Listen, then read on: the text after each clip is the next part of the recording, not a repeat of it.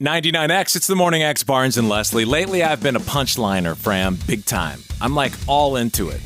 Yeah, when I lived in Atlanta, I loved going to the Punchline. Think about all the historical folks that have been through there when they were just starting out.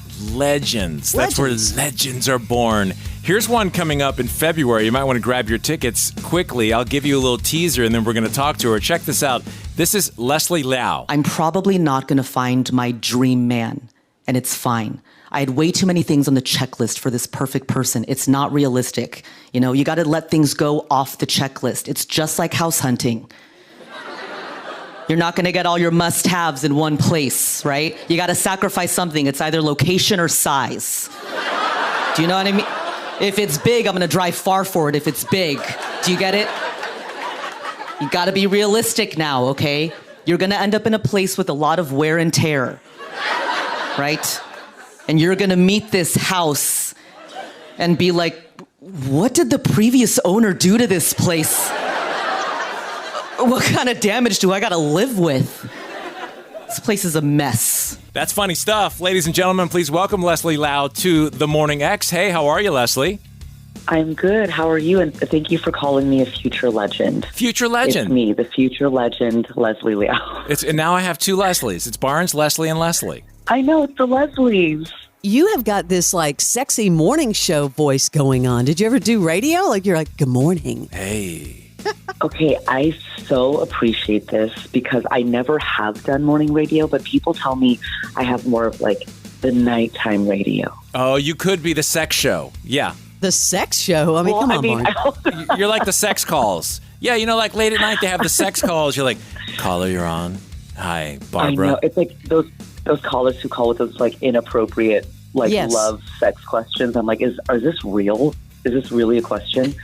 I'm so honored because if comedy something doesn't work out, I might dabble in radio. Really? Because I'm getting a lot of vibes from these radio producers that tell us it's an honor. Coming from you, Leslie, if you think I have the voice chops, I'll take it. Well, if you're not already doing voice work or voiceover work, you should be, Leslie. Thank you. And if that doesn't work out, try a sex line because you might be able to exceed. No, seriously, that might really work out well too. You could do both. So you mentioned the whole comedy thing and if it doesn't work out. And that one of the questions dancing around in my head was, could you pick a harder occupation than being a stand-up?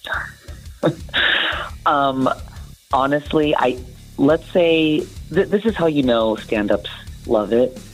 If they're doing it, they love it. Because I truly did not get into stand-up in LA for the money. I wasn't like, I'm going to roll in dough if I start stand-up. Absolutely not. I can't believe I stuck with it for all these years, but it is the most unforgiving thing to start hard. with. Well, how did you get into it? I know you grew up in Orange County. Did that have anything to do with it? The OC? I don't. The OC is not where I started, but it did.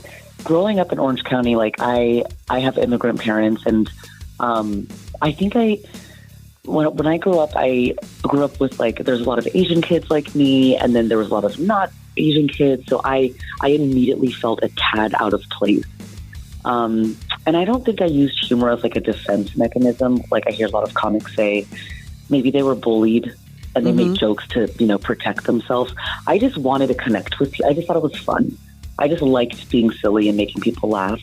So I definitely didn't start in OC. I started in LA, where I still am now. And honestly, if you talk about where it's hard to start, I think a lot of people are naturally intimidated by LA because the best stand-ups just live here. They live here and they go up every night. They just pop up at a club. You could walk outside and just touch one of them with their consent. You can touch one of them. Or just trying out sets, because I was mentioning in a recent interview with Michael Damian how I went down to, I forgot whatever club it was, and Jerry Seinfeld just walked in. This was in the early 90s. And did a full hour set just testing jokes. Oh my God. That's so dreamy. That you got to just see that for it was unreal. Probably $10, $20. Not even that. Inflation. Yeah, not even that. $3. Not even that. But I saw you on Verified Stand-Up on Netflix. And by the way, if you're just tuning in, talking to Leslie Liao, and you're very popular. Do you have a husband, a boyfriend? Are you married? You single? Oh, I'm glad you think I'm popular. So I do currently I got a new boyfriend, which is, I know, a weird way to phrase that. Like, I got a new car. Like, he's fresh off the lot. I'm so rusty to having a relationship. I don't even know how to say. I have received a new boyfriend, and he's real, and I can prove it. I mean, I don't know how I'm going to prove it. I'll send you his information. But when I did the Netflix special, I was single, and then I met my now boyfriend literally the next week in LA. So now that material is retired.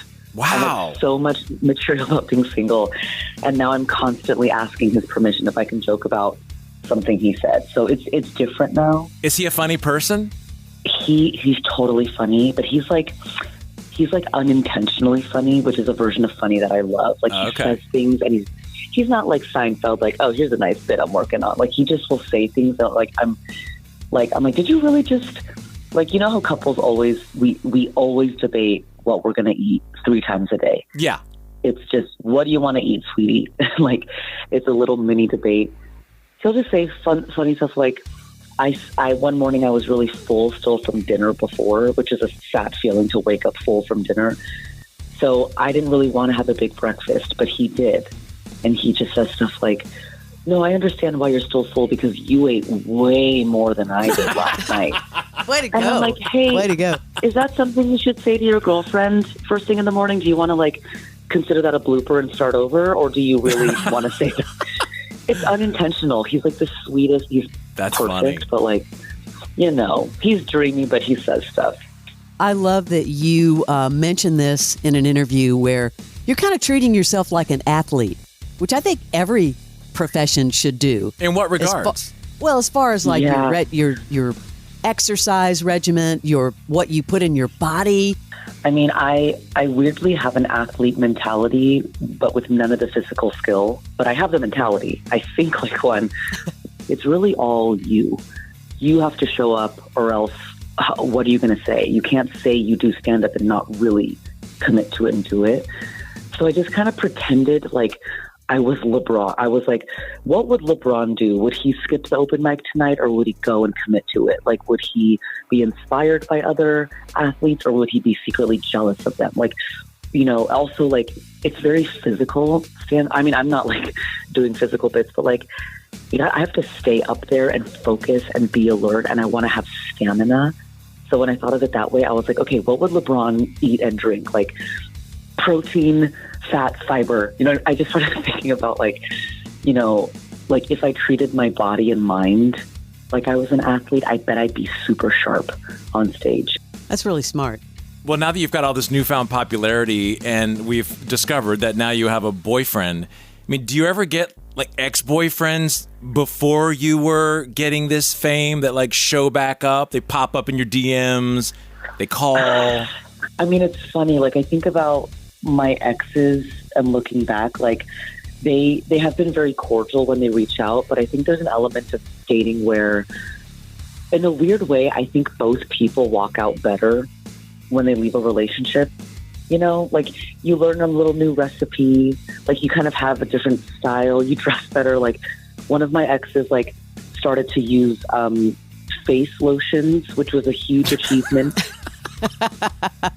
I do joke about like women, I feel like, are all DJs, because every time we leave a relationship, it's almost like we remix the man to be like the cooler, more fun version of themselves with like a faster beat, more catchy, you're more digestible. Oh, does that offend you? I'm so sorry. Does that hit too close? Also, I have.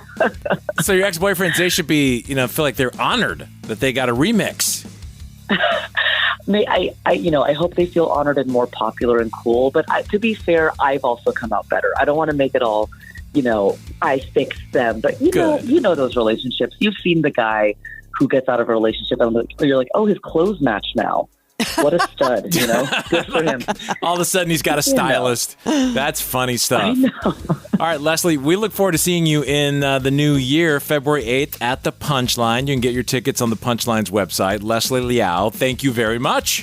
Thank you. I cannot wait. I will see you there. Thank you so much. Good morning, X. With Barnes and Leslie.